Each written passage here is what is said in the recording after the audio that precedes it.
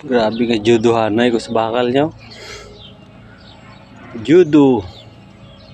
Para matama lang ang iyang sukat.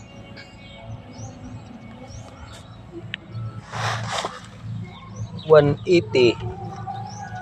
Inner to inner 180 dapat. Ito inner to outer. Dara siya ng sipyat. Araw. Clear nyo. 180 inner to inner. Limpyo niya. Pero kaya ang sukat inner to outer, amo ng kalabasan niya gijudo-judo na. Direct ang pagbase. Kaya binaklas yung ilang araw yun. Kasi mali. So sa tingin nyo anong sinyo? Kung okay ba yan?